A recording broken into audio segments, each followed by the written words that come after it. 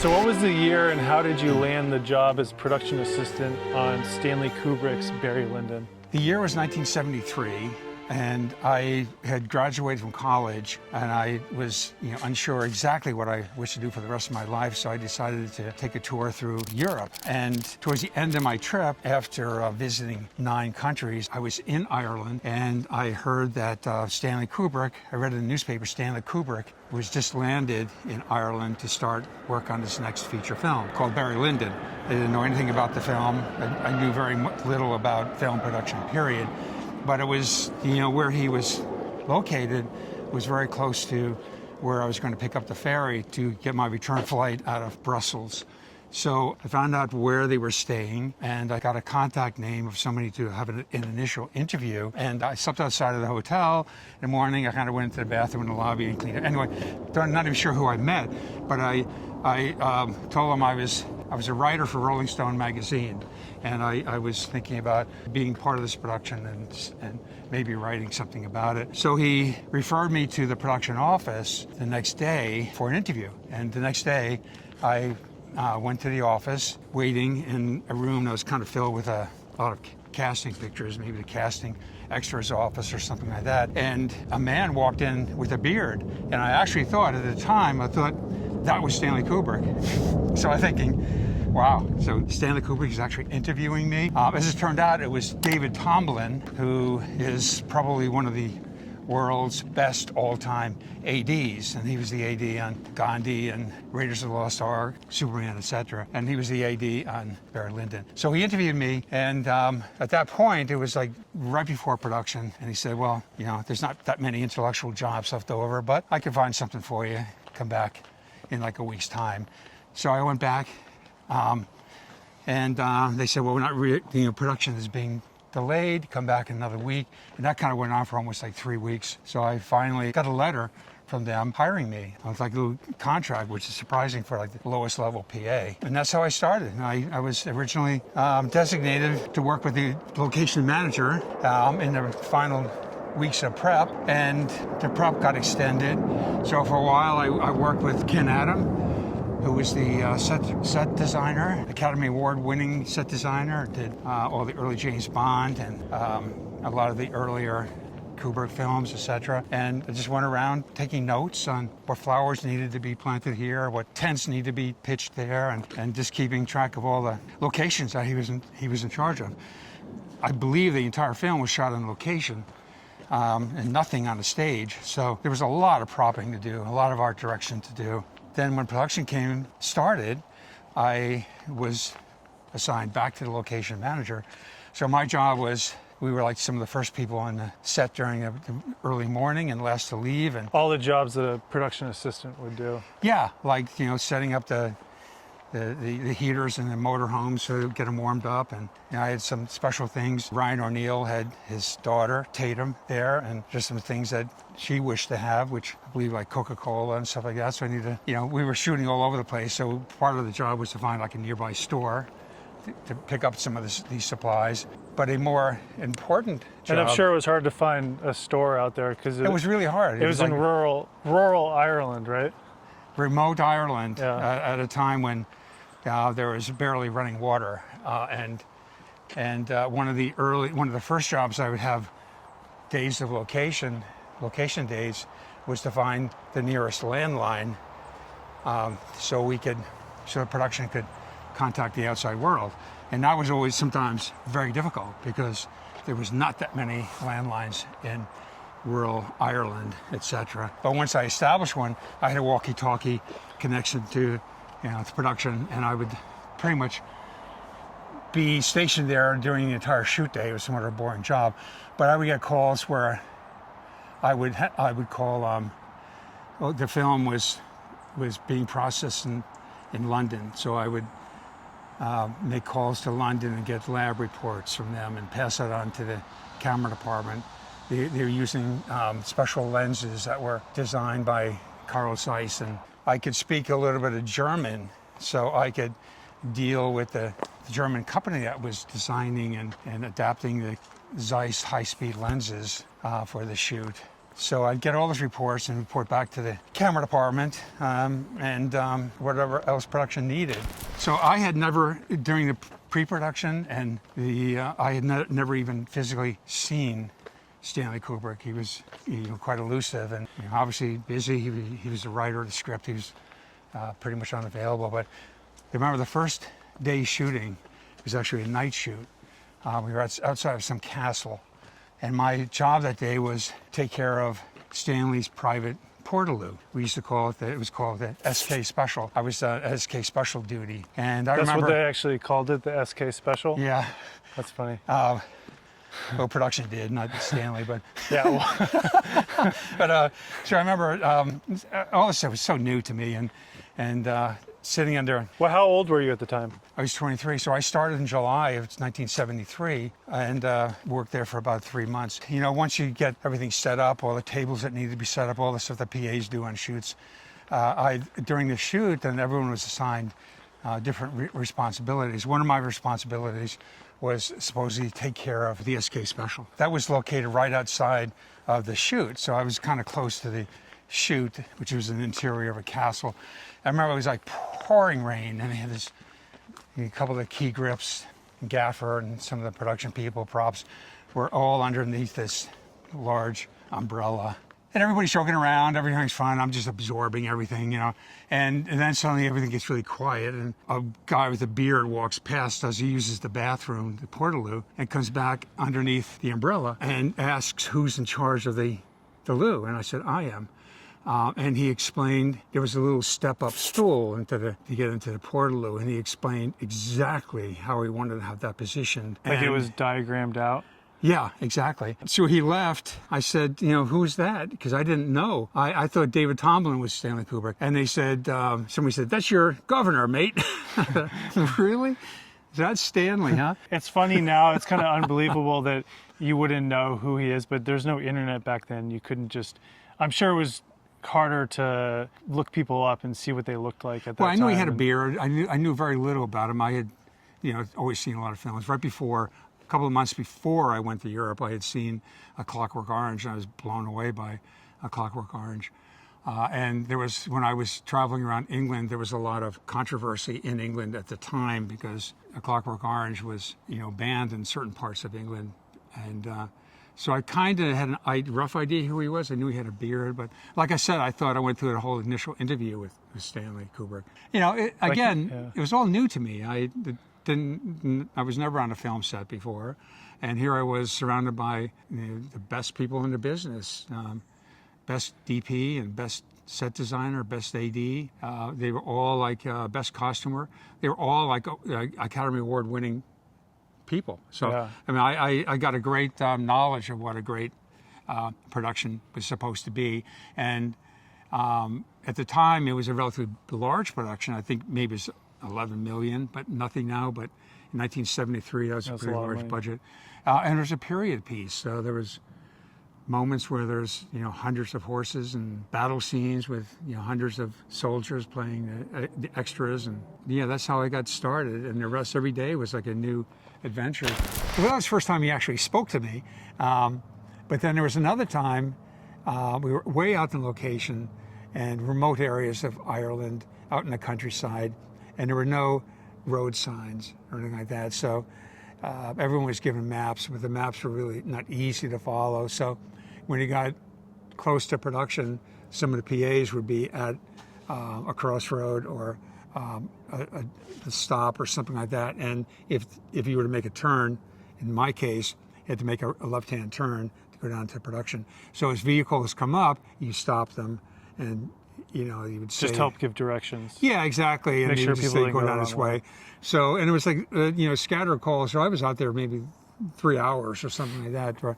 But after like hour, maybe second hour or something, and most of the production people were driving VW vans. So I saw a VW van coming, so I thought it was somebody like Ken Adam or something came up. And I was about ready. I had a pitch I was supposed to say, a very precise wording. And I started in, and I could see it was him, Stanley Kubrick? I could see it was Stanley Kubrick. But he was being driven, wasn't he? He was being driven, yeah, because the driver's on the right-hand side, and he was coming in the direction we're using the passenger side. And as soon as you opened the window, I think I was starting my pitch, and I think I said, "Oh, I think you probably know where you're going." But I continued it because I knew he probably wanted to hear exactly how precise the directions were to the crew people and stuff. It was a test. So, and it startled me because I remember with the intensity that people I think Stanley Kubrick's all about, he just had that intense stare that would almost like look right through you, pierce right through you and stuff. And he also had like a little beard that kind of pointed. So it kind of felt like I had a moment with the devil, sort of. Yeah. So he asked you where. Well, he just rolled the window down. I was supposed to give the pitch, and I started giving the pitch, and I could see it was him. So I quickly, I think you probably know where you're going, but I just continued the pitch because I'm sure. Did he say anything to you specifically? No, he just kind of go, "Yep, good." Just making sure everything's okay. Yeah. He was definitely in charge of everything. Yeah, that was definitely his show. Other than that, I remember, I'd see him, up in scaffolding or behind a camera and stuff like that. But those were the two times when you came face to face. Yeah, two face to face. Yeah. Brief encounters. Brief, but intense. But memorable. Yeah. Did you have any memorable interactions with the cast? Not particularly memorable, but Ryan O'Neal was a real gentleman. And for a lot of the shoot, his daughter Tatum was there, and this is right after Tatum had just won an Academy Award. I think she's kind of a precocious young girl, but she behaved herself certainly, and I thought Ryan O'Neal was for Paper Moon, right? She won Paper Moon, right? Paper Moon, yeah. I thought Ryan O'Neal was a great dad. He was very attentive. Tatum was allowed to ride some of the horses. I remember that. And Ryan gave me a list of stuff that he thought his daughter would like to have in Coca-Cola in the motorhome and that kind of stuff.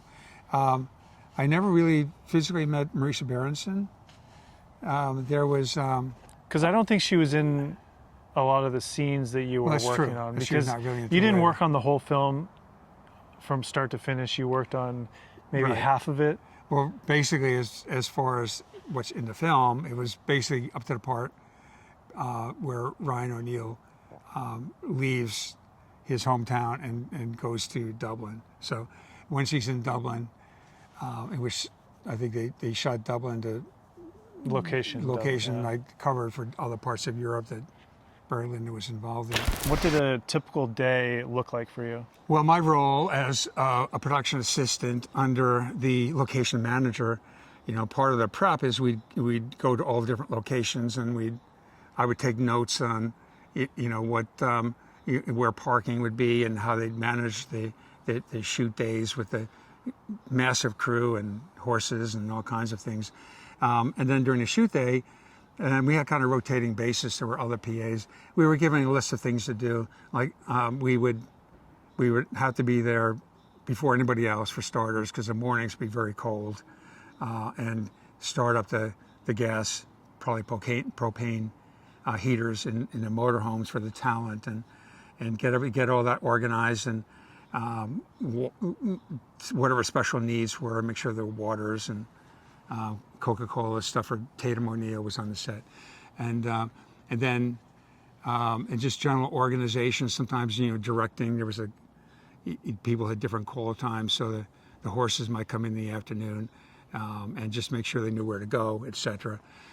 It was an interesting shoot because the weather was in Ireland is very temperamental, so we always had two locations ready to go. We had an exterior location, which is always a priority if the weather even is going to be good for like a couple hours.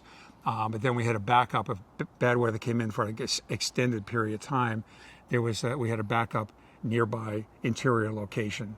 So that was quite demanding because everyone had to be prepared for two possible locations. Yeah, that's a lot of work for the crew to have two locations prepped at any given moment to film in. And then sometimes I would help the props department. Some of the famous interior scenes where they're lit by candlelight. I would assist the props department, and there were massive amount of candles. And I believe each candle had 3 wicks in it instead of 1. They were specially designed candles for those scenes, right? Yeah, to provide a little more light, and they would burn out quickly. So after every take, and there were some long takes, after every take, or frequently, we would have to run in there and like change out the candles that had burnt out, etc. This guy's coming here. So when you first got hired on the film, you actually worked several weeks or 2 weeks or so pre-production on the movie into the shooting. But what did the pre-production look like for you? Well, I was originally hired for location manager, and so the pre-production got extended because for whatever reason they weren't ready to film.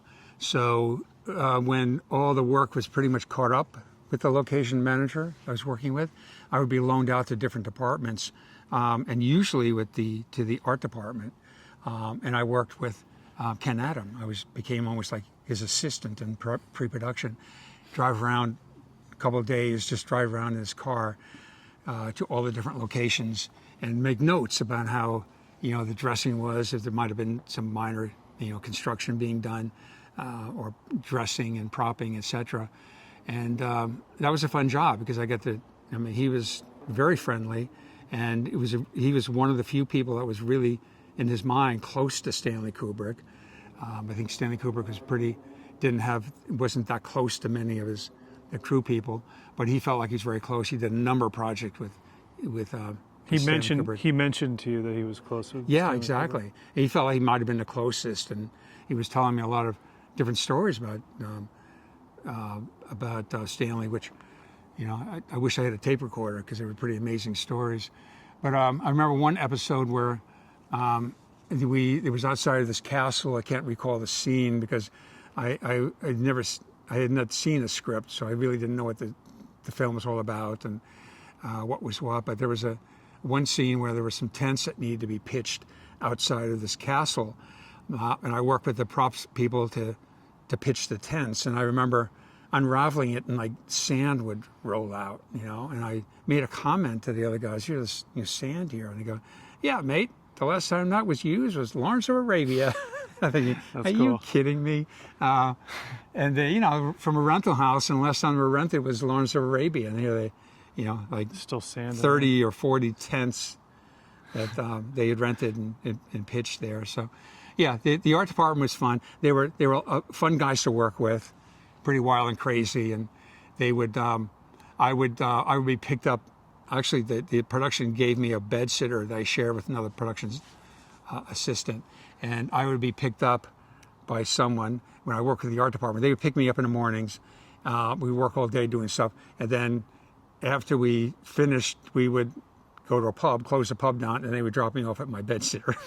So, and they were fun. They were really fun guys, crazy guys, especially after a few Guinnesses, and that's what I pretty much remember from. Didn't they? So your first week or so working on the set, didn't you? You had to record your time out, time in, time out. Oh yeah, I'm not sure exactly how much money I was making. It certainly didn't. I didn't care because I didn't have any money, so whatever I made was good. But I had to make an hourly rate, and the first week I had to fill like a little time card. And I was with the props department that week, and I was filling it out, and they quickly guided me to say, your start date is as soon as you leave your bed sitter, and the end is when you return. So after the pub. Yeah. So in other words, like I was paid to have a few beers with them. So they tacked on like 2 hours at the pub.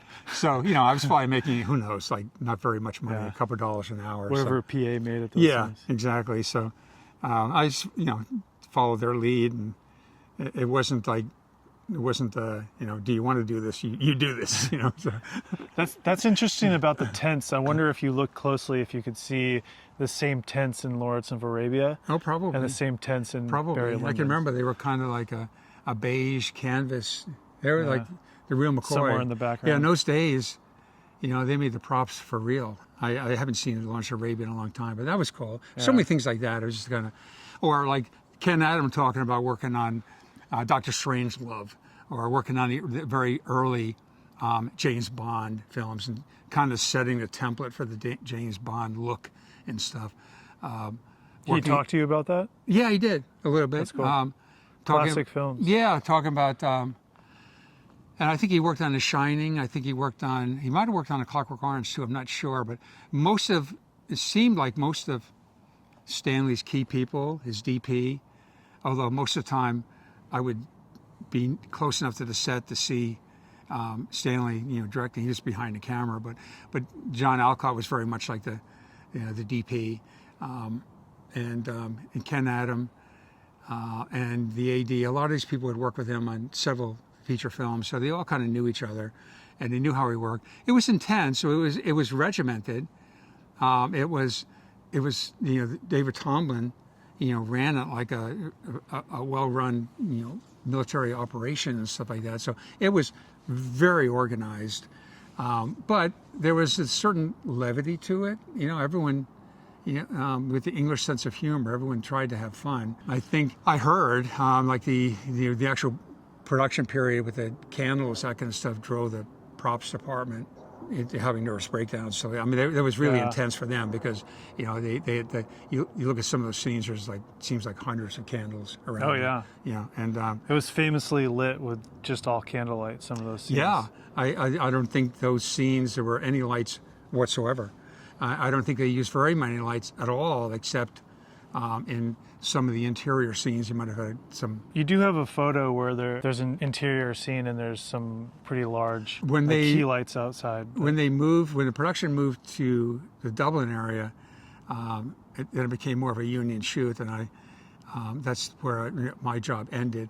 But I did go back a couple months later. I went back, and he was still filming in Dublin. I have a picture of them, I believe, outside the Dublin Castle, which they used for several interior scenes. I'll try to find it. And they have, you can see the large, I'm not sure what the lights were, say large arcs or something like that, but they were on large extension, way up in the air, and gave like a natural light look. So it was very subtle, but it kind of gave, the feeling of like sunlight. Consistent, I remember, and again, like it was all new to me, but I can remember the being around the camera department during location days. They were driven nuts with like the sun in the clouds, outside the clouds, in the clouds, outside the clouds. Oh yeah. I remember keeping it consistent. There's one scene where Barry Lyndon is having a fist fight, and I remember that was particularly crazy because the sun kept going in and out, in and out, in and out, and we had to wait for the sun a lot, and so that took a long time to film. So what was the atmosphere like on set generally with cast and crew? Well, I wouldn't say it was intense, but everyone was professional, obviously, and ready to go. It was extremely well organized, and for some very, very, very complicated shots, some of the exterior shots with a 800-foot long dolly track and stuff. For some of the battle scenes. For some of the battle scenes, it was very hundreds of extras. Yeah, and it was very organized, but I don't recall a lot, any really like screaming matches or that kind of. But it was demanding. I know that Stanley sometimes would do many takes on, and I witnessed a couple of times where he pretty much. The actor was really kind of struggling with all the different takes, but it was very organized, and it was from David Tomlin down. He was the leader. He kept everything running very smoothly. Everyone was really prepared for what the next shot might be and what might be coming up, and be ready, etc. So everyone had to be ready. I don't remember. All I remember is I remember if Stanley was unhappy with something or felt like somebody wasn't doing their job. I remember more of nonverbal communication. He would have like a stare that he could give to people that would almost kind of go right through you. He in a quiet way but stern way, he got what he wanted, and everybody did the best job for him. I remember But generally he was, I mean, everybody liked him and he was respected. Yeah, and you know, I mean, I think everybody respected the fact that probably nobody worked harder than he did, you know. Like I said, it was really kind of hard. It was all new to me. But, and I even had the audacity sometimes to, you know, ask frequently if I could see a script or something. And they would say, no, there really isn't a script. There's an outline of what the scenes are going to be. And I thought they were just, you know, not willing to give me a script, and that was an excuse. But apparently there was not a script, and I believe Stanley wrote that. I think he got an Academy Award for writing. And he would after the shoot, after a long shoot day, he would go home and he'd write the script for the next day. So people knew what the scene was. They knew what the problem was going to be and how to shoot it and all the demands, but they didn't really know what the dialogue was until the next day. So, you know, I didn't have much of a clue exactly what the film was about. Eventually, I think I did see a bit of an outline, so you kind of piece it together. But and I was pretty much there. I think I worked on it for like 3 months. It was all the early part of the film. So you worked a lot of the battle scenes. I did work large battle scenes where the British armies. Right, and that was an event. I in. remember hundreds of extras, and I still have a lot of call sheets from those days, and where there were, you know, hundreds of rifles and stuff. But some of the long scenes, the tracking scenes, I believe they built like an 800-foot-long dolly track just to follow the troops coming in. And that was a major production out in a field someplace. You can imagine like leveling that up. Yeah, it's a lot of work. You know, so Grips had their work cut out for that. But you look at the final result, it's, you know, I mean, these guys were like the best in the business. You know, it was a very smooth dolly move, and you almost wouldn't even know it was a dolly move. It was like so perfect and stuff. So he was, you know, he was demanding, but again, everybody who worked in that film were like literally the best in the business. So it was really, for me, it was really a great education to see, you know, what's involved in a production, and literally learning it from the best teachers you could possibly imagine, literally the best in the business. And there were a lot of moving parts. So in some of those scenes with all those soldiers marching, you had some background duties, or you were helping direct background? Or?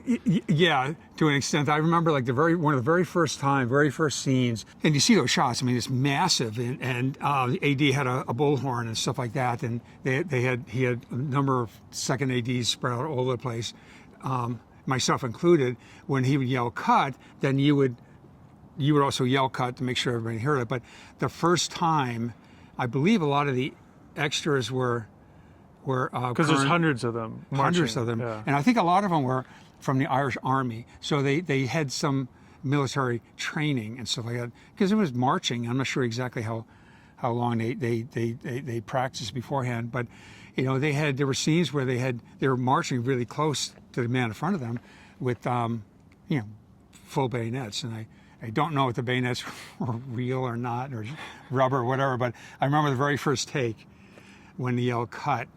Not everybody heard it. So some people got stabbed in the back because not everybody stopped. So like the front of the line stopped and the people in the back It's not funny, but after you "cut," then you hear, unless they're screaming. A couple of people got stabbed. I don't think anybody died, but it was and I would guess probably they were not real bayonets, but even like a rubber bayonet. They were probably sharp though. Yeah. Sharp enough to hurt. It would still sting, you know. So, and the AD was not too happy about that. Yeah. Did you ever have a lot of people were called wankers? Did you ever have to do any background work? No, but I was at one point. There were a couple of days we were filming. I believe the English Army in red, the Prussian Army in white, or whatever. There were a couple of different armies. I think the French Army, and there were. Some of the extras, had lice, and some of the. So they couldn't show up the next day, and they had to fumigate the uniform. So anyway, they had to scramble for extras. I was not used as an extra, but I was alerted.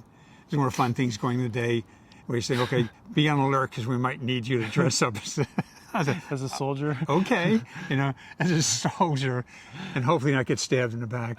But but they were able to shoot the scenes without me having to dress up. Thank God, But, oh, sorry, go ahead. No, I was going to say plus, I was almost like 6'1", 6'2". I don't think they even had uniforms, so it would have been a tight fit for starters. I probably would have been way in the background. But where did they find all the background for that film? Do you know? I think they found a lot of the soldiers from the Irish military, because they had some training and marching and stuff, and or ex-military guys or something. And I wasn't part of that process, but there was hundreds and hundreds of extras, and there were scenes. Again, I have like call sheets that are literally 7 pages long of all the different elements. I mean, from your perspective, was Stanley Kubrick as intense as everybody says he was? Because he's known for being a pretty intense guy, I think. Yeah, I mean, just from what I've heard. Well, yeah, when I was, since I was involved with the camera department many times, I was able to be close by. I actually have a picture of me, sitting in Stanley's director's chair. Can't believe I did that. I can't believe I got away with it. But maybe I'm sure the camera department saw, but they were kind of fun-loving. They didn't say anything to me about it. But he was, all I can remember, he was like he was intense in a quiet way. Everybody around him would certainly make sure they were completely 100% focused, no fooling around, ready to do whatever he wanted to do, and just completely focusing on his, what he was asking for. I do remember there was a scene where Barry Lyndon is on his way to Dublin, and he's on horseback, and he stops by outside of a tavern, and he's having a conversation with somebody who's sitting in a chair outside of the tavern. I believe he ends up robbing him at a certain point. And that was, I remember getting that dialogue out of that actor for Stanley was particularly hard to watch. And I was kind of close by in that. And that was like take after take after take.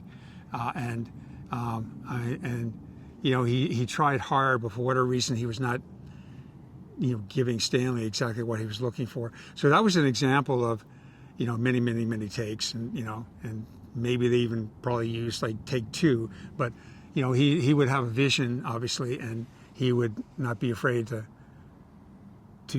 take the time to try and get it from. And a lot of the actors had some acting experience, but they were not major stars. So again, it took some time to get the exact performance out of him. So, but I never noticed, I never was around when he certainly didn't blow his top, and so, but in a very, very quiet way, he was certainly very, very, very intense. Maybe like slight intimidation in a absolutely, yeah, yep. Yeah, and certainly everybody knew that they had to be on top of their game. And certainly David Tomlin was a great AD. He was a great, he just kept everyone in charge. He was a larger than life character, and he kept everybody on their toes. But again, with a little bit not being overly intense, so people would be, feel insulted or anything like that. But everything, it was run very smoothly as it had to be. So during this time in Ireland, there was conflict between England and the Irish. What was it like working there during this time? Because this was 1973, and there was some conflict going on in the area. So I believe in 1973 was pretty much in the center of the conflict in Northern Ireland, which spilled over into Ireland. The Troubles, right? Is that the Troubles, yeah. And I can remember my time in Dublin. I can remember hearing bombs going off. So it was a very sensitive time for an English crew. Stanley is American, I believe, but pretty much an English crew. There was a little bit of tension. I think there was tension around the time when they had the battle scenes, and they had hundreds of soldiers dressed up as British soldiers, and even though they were like 150 years ago, that certainly caught the ire of some people who might be sympathetic to the IRA. And I had heard about threats. I never saw anything. I heard there were threats on Stanley Kubrick himself.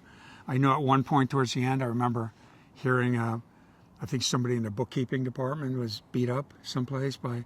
So there was tension, and I think that's why I think maybe he moved out of the countryside into Dublin sooner than he really wanted to.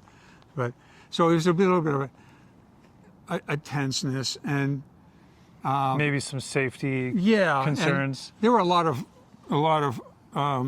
Irishmen who worked on the film. I'm trying to think. Most of them are, not in the big categories because they were like, seasoned English crew members and stuff like that. But certainly, I think in my as PAs, I think I certainly was like the only American. There weren't that many Americans at all on the whole set. Ryan O'Neal, his double, and Tatum O'Neal was there for a while. I think we were the only Americans. So people I was working with mostly were Irish, and I could see a little bit of a tension between the British and the Irish workers. You'd hear things. Yeah, I wasn't too happy about what was I going to do. So kind of a general question, and maybe some people might be interested in this, but what was the catering like on set? What was the catering like on a Stanley Kubrick film? Catering was amazing. I mean, certainly for me, because I had come after, several weeks of having cheese and bread. And the catering on location for the meals was absolutely amazing. And I was certainly made sure I was in the front of the line for the catering. Well, let's back up for a sec, because you were backpacking around Europe. You were just out of college. So you had no money. Right. Really? Yeah. So you were on an extreme budget. So any food was appreciated at this point. Exactly. Yeah. So the catering was like a luxury to you. Catering was absolutely amazing food. I mean, I never would have thought that food could be produced on location in a food truck and stuff. No, it was amazing. Like, what would they serve usually? Like, what was a typical? Oh, I remember meal out there? For America, there was kind of a lot of meat and a lot of mashed potatoes, and I think probably there's like shepherd's pie, classic English dishes, classic Irish dishes, but there's always like lots of great dessert, and it was like a smorgasbord of great food. So they treated the crew well. Yeah, they fed the crew well. Yeah, yeah. And I wasn't afraid to go back for seconds. I got to know the catering quite well, actually. So were there any funny or awkward PA tasks that you were asked to do? Yes. I remember one time, it was towards the end of the day. It was kind of a long day. I think everyone was pretty tired, ready to go home or ready to hit the pub on the way home. And I saw my location manager, boss, come to me. I was with my buddy and stuff like that. And he told me that there was an issue. He was looking for volunteers, the security staff that was going to come and watch the location overnight didn't show up. He needed volunteers, us two, to stay the night, basically, and every 2 hours get up and walk around the set, the location, and just make sure that everything is okay. I don't know what he expected me to do if something was not okay, but that was not fun because every 2 hours you had to wake up. So essentially, you're just doing overnight security. Yeah, and as I found out, that happened quite a bit. For whatever reason, that there's security, and I think they probably were labeled as wankers by the location manager. They frequently didn't show up. So, but I knew at a certain time he would get that information. A certain time of the day he would get that information, and I made myself invisible as far as because I knew his walk. I knew when he was coming to me or something like that, so I knew when to hide. So that doesn't sound like a fun job. I only had to do overnight. it once, and it was not fun because you had to work the next day too. Oh yeah. So you have to stay up essentially most of the night, or I guess you can sleep and then every 2 hours. Every 2 hours, get up and walk around. Trying to get 2 hours sleep in a motorhome. Yeah. You set your alarm. Probably not very comfortable. No. So were there any other duties that you were asked to do? Yeah, on a rotating basis, there were a couple of turned out to be key PAs, and I was one, and a couple of other ones, but on every different location every day, pretty much. And the first thing we needed to do after we got the heaters set up in motorhomes was we had to find the nearest landline to phone the outside world. Not easy, because in those days rural Ireland was very, very remote, and a lot of places didn't even have running water and stuff. But you just try and find telephone wires, and you follow it to the nearest place and negotiate with the owners. And it could be like somebody's house. It was almost always somebody's house, and a lot of times small little farms. And honestly, they didn't even really speak English. They would speak Gaelic. So it took a while to negotiate that, but we always find a place. If somebody needed to make a phone call, or they needed to get information about maybe something they needed to order, or have some whatever equipment question, you had to like follow. There were no phones available out there, so you had to follow telephone lines essentially to somebody's house that was relatively close by. Yeah, and I'd make a deal and pay them for the use of their phone. Knock on their door and tell them that you're working for. Exactly. Identify myself, and they people were quite welcoming and stuff like that. Some of the locations it was set up because we'd be filming on someone's land, and I remember one time filming on, I believe it was an ex-British military man. We had a nice little, not a mansion, but a nice little house overlooking a lake, and that's where they filmed. Right outside the window, that's where they filmed one of the duel scenes. So that was my day, and you spent all day at that location. And just sitting in front of the phone. Yeah, well, it's a link to the outside world. I had a walkie-talkie, and occasionally almost every day I would have to call, I would call London, Technicolor, the lab in London, and get a negative report and information about the film that I would pass on to the camera department. I had to make several phone calls to the Carl Zeiss people in Germany, information about the lenses, and I could speak a little bit German, so that's how I got that job. But you're in somebody's house, and in those days, if you needed to make a phone call, I remember it was a main switchboard. You pick up the phone, and somebody at the switchboard would say, "Who do you want to call?" And you say, "I like a place called London." You give them the number. And they go, "Okay, call you back in 30 minutes. It took that long for the call to go through. They call you back, and you get the information you need. What kind of information were you usually? Well, like getting lab reports, and lab would call me, and I would be, getting, make sure that there's nothing wrong with the negative, no scratches or camera problems. And then you'd relay that to the I would take department. notes. A lot of times I didn't even know what I was doing, but I would take notes. Certainly, no scratches, clean, and and also I would get numbers about the colors, basically the reds and the blues and the greens, I believe, different numbers that didn't mean much to me, but it meant a lot to the camera department. Yeah. The certainly DP would use. Well, yeah, certainly in some of the low lights, scenes where it's like stuff that had never been shot before. So, the DP again, John Elcott, had his favorite people at the lab, and they gave him special treatment. So, they carefully looked at the film, and frame by frame, pretty much sometimes. And, a lot of times they would be a lot of takes, but there'd be like circle takes. So they would pay attention to, what Stanley or the script person would circle a tape that Stanley happened to like. So I pass all that information on to the camera department. So I got pretty tight with the camera department. And since I could speak German, I could muddle through with the Zeiss people, and they could sometimes speak broken English, but we got the information back and forth, and I would relay that to the camera department and stuff. But different experience. I remember one time I found this location. It was very, very remote, almost like a small, self-sufficient little farm, and they did have a landline, but it was an older couple there. They couldn't speak very good English at all, but they were very accommodating. I think that was one time we were there for almost like 3 days. So, and the first day... So you were sitting in their house for 3 days? I was sitting in their house, and honestly, just by the phone, waiting honestly, for a I didn't phone really call. like that job. It was really boring, so I was not, happy, in a good mood. And I was like kind of a damp little, place, and dark and stuff like that. I don't think he even had electricity and stuff. But they were so accommodating. I remember the woman constantly bringing in trays of tea and cookies and stuff like that. And we almost felt like enough, But the second day, I noticed that, well, we look outside the window, she'd be outside, chopping wood, stuff like that.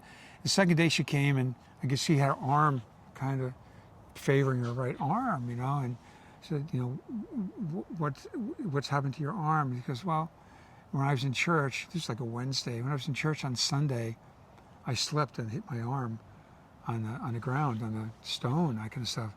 And it says really painful. I guess he was a little swollen, so I said, well, I think we have a medic on the set. I can have him take a look at that for you. And I contacted the medic, and he came, and sure enough, she broke her elbow.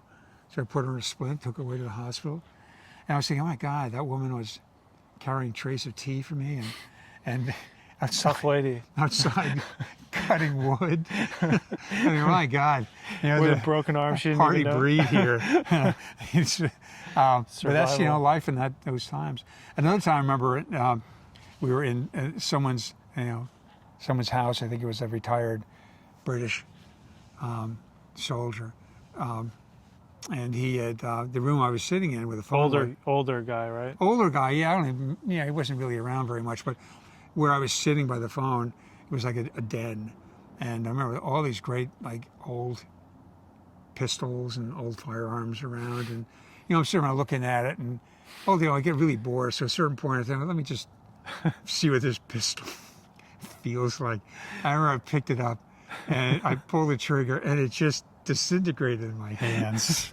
And I had to... Some old 18th century who knows how old pistol, it was. Yeah.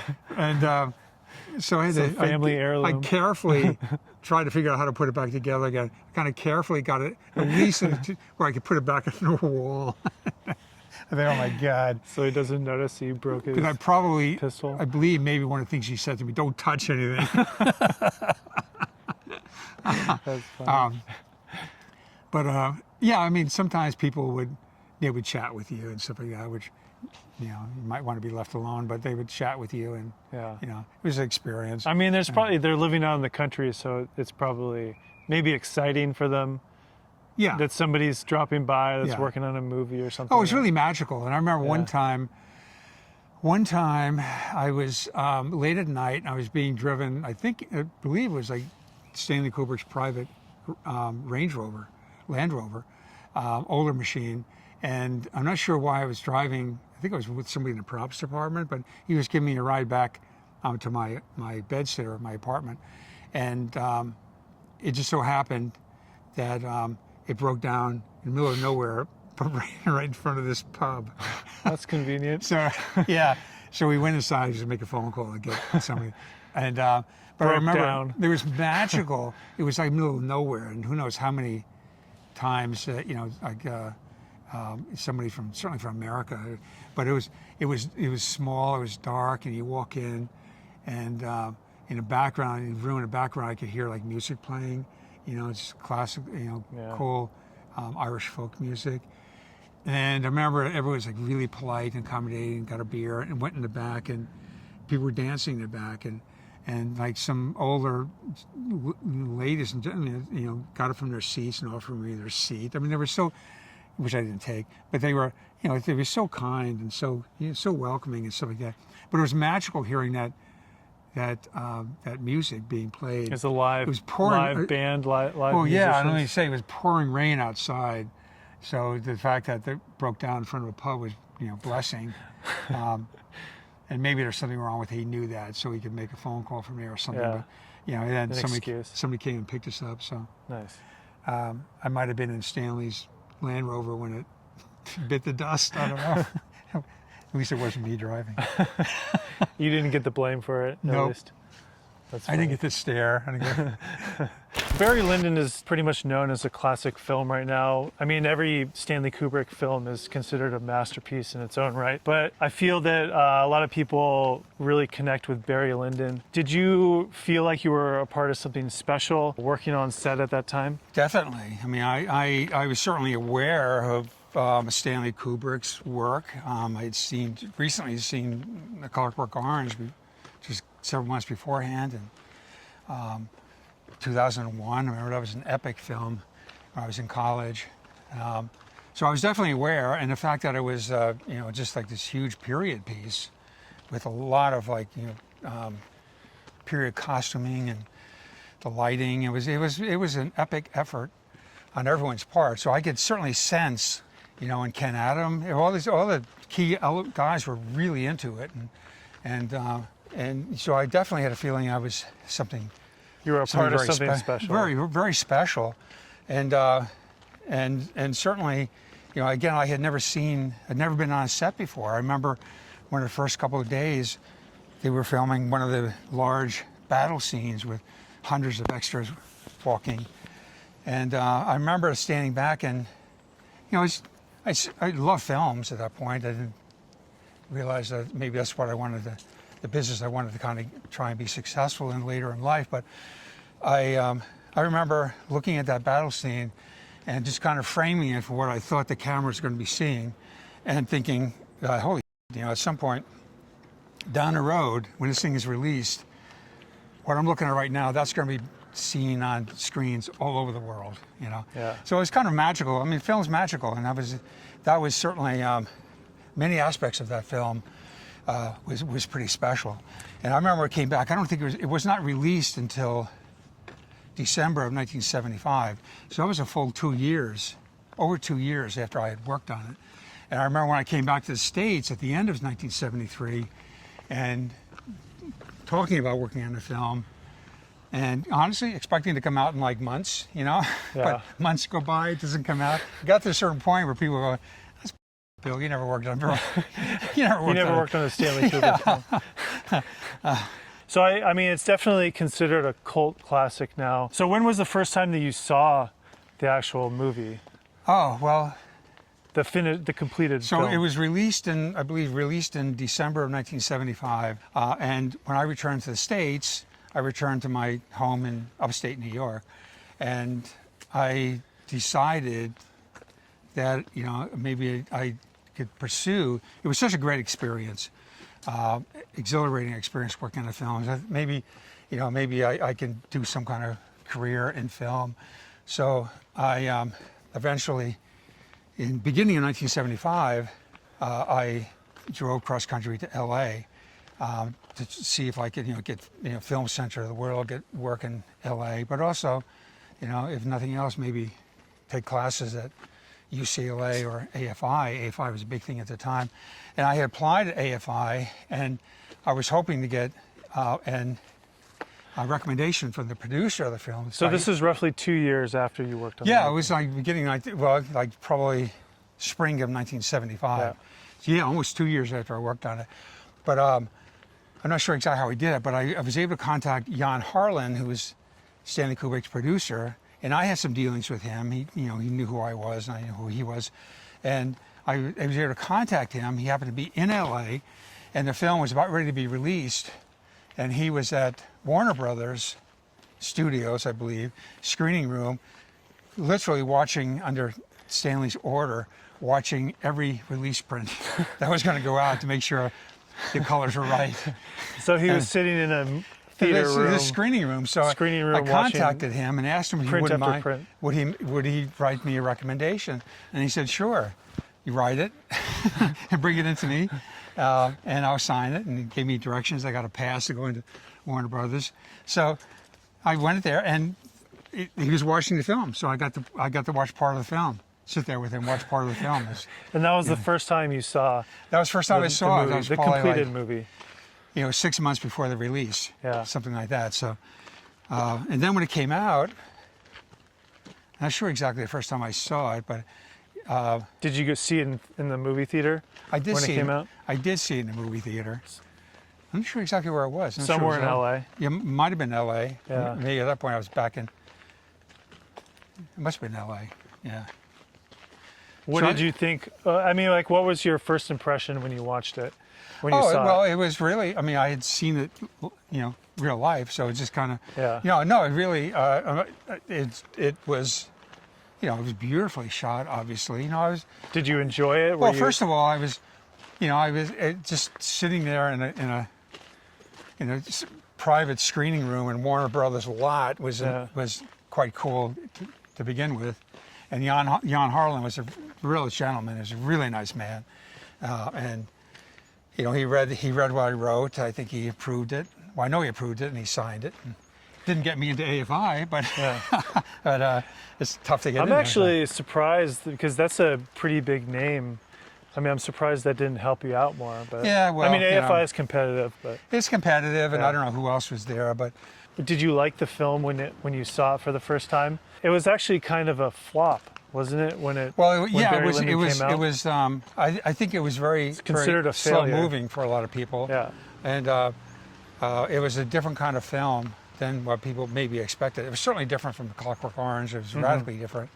I think probably professional people certainly would love the camera work and stuff like that, but I'm not sure if it even made money. I think it maybe. Yeah, I think it was considered a flop. Yeah, even though it cost I think it cost like 11 million. I'm not sure what the budget was, and there was some advertising costs and stuff like that, But did you enjoy it? Were you? I did impressed? enjoy it, certainly.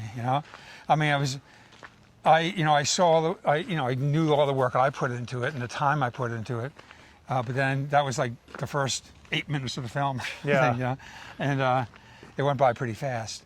But no, it was very enjoyable. I've seen it a couple of times. I think I even read the book. So you ended up having a career in the film industry. What effect did working on Barry Lyndon in 1973 have on your life or your career? Well, I think it had a tremendous effect on my career and my life, period.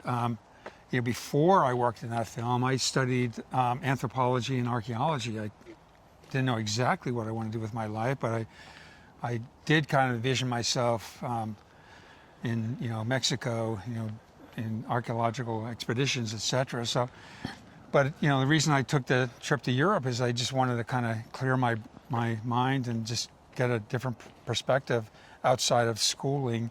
So once I worked on a film, it was like so exciting in so many different ways, and exhilarating and magical and stuff like that. I kind of thought, well, maybe if I can possibly parlay this experience into to some kind of career in film, and there's many different aspects of it. I would like to pursue that, give it a shot anyway. And when I returned to upstate New York, I did the best I could to try and find work and get any kind of experience in film, and had some success. But it wasn't until I moved out to Los Angeles in 1975 that my career really kind of got jump-started. And I think that was a great piece of my resume, working on Barry Lyndon. And but also, as much as anything else, I really feel like I saw my first job was with the very, very best people in the business. In some ways, I'd be the rest of my career by chasing after that experience and that level of work, etc. So, and it gave me a vision of what a film production, top-notch film production should be and is, and I was able to kind of use that as an image, a template for what I did in the future. And I ended up, realizing that maybe my best skills were in production. So I worked as a producer in commercials and documentaries, and ended up starting my own company, and using a lot, again, a lot of stuff I had learned from David Tomlin and everybody I had worked with there. So it had a major effect. I mean, would you say working on the set of Barry Lyndon, it opened the doors like in a way that you kind of saw that it was possible to work on a film? Because I can imagine maybe before there was just no concept of like even remotely being able to work on a movie set, or what it was like, how to get into working on a movie set. It never even crossed my mind that maybe it's something I would be working in film in any way. I love films. I used to love going to films. I never really imagined I would be, working in that business in any kind of capacity. So, yeah, that was like obviously very exciting, and I feel. So working on the set kind of made you feel like it was possible to even work in the film industry. Yeah, I mean, it certainly showed me from the very basic protocol, how to act on a set, how a set operates, and who the key people are. Yeah, and working hard, with positive attitude, be part of the team, and I certainly learned a lot of that, and I carried that through in the rest of my life. So, and honestly, when I got to the point of producing and putting crews together, I had a template in my mind what a good DP should be, how good DP acts, what I should look for in qualities of a DP, and set design or props and casting and stuff like that. So, no, it was a pretty major. It was also a cool thing to say. I think most people go, "Why you work?" And I mean, sadly at this point, all the key players are gone. I'm not sure exactly how many people are left still alive who worked on. Probably some of the PAs are people my age. Yeah. But all the key people, that are no longer with us. They talk about their experiences working on Barry Lyndon. And I think that it was also it didn't maybe get the best reviews of all time, but I think it's a film that is being appreciated more and more every year. Yeah. And certainly I would probably say experienced film professionals love that film. Yeah. So, I think it's definitely a cult classic now. I think. Right. And, anything Stanley Kubrick, there's a magical aura about Stanley Kubrick. Yeah.